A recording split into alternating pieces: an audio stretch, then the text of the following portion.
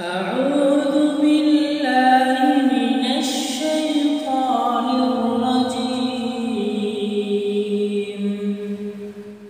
بسم الله الرحمن الرحيم. الرحمن علم القرآن خلق الإنسان علمه البيان. الشمس والقمر بحسبان والنجم والشجر يسجدان والسماء رفعها ووضع الميزان ألا تطغوا في الميزان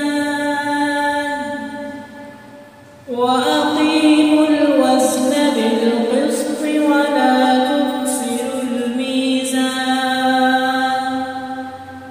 والأرض وضعها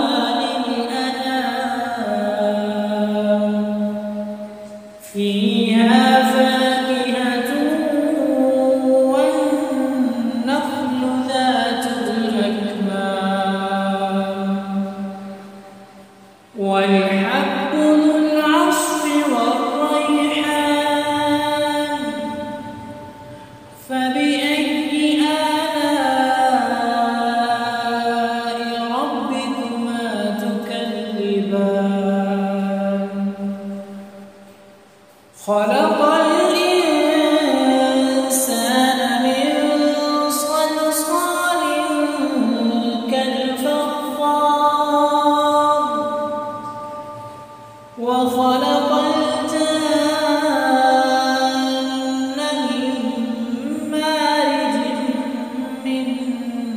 نار فبأي آلاء ربكما تكذبان رب المشرقين ورب المغربين فبأي آلاء ربكما تكذبان مرج البحرين يلتقيان بينهما برزخ لا يبغيان فبأي آلاء ربكما تكذبان يخرج منهما اللؤلؤ والمرجان فبأي آلاء ربكما تكذبان وله الجوار المنشآت في البحر كالأعلام فبأي آلاء ربكما تكذبان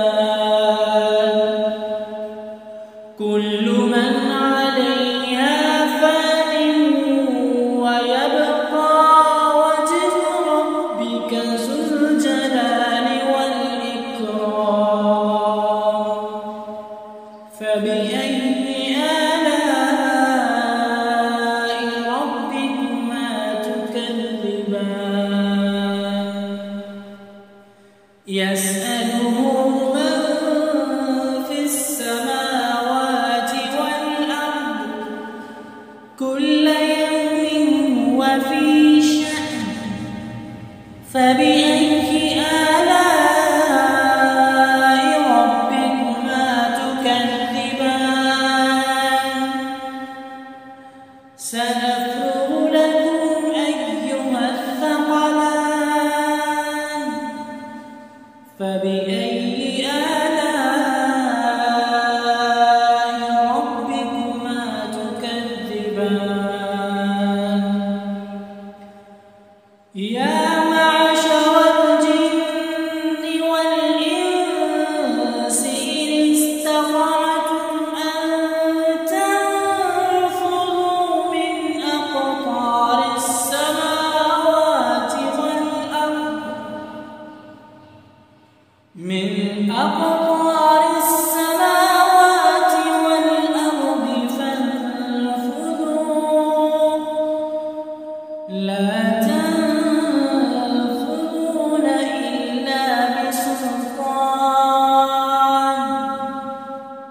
فبأي آلاء ربكما تكذبان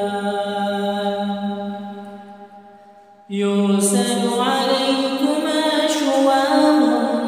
من نار ونحاس فلا تنتصران فبأي آلاء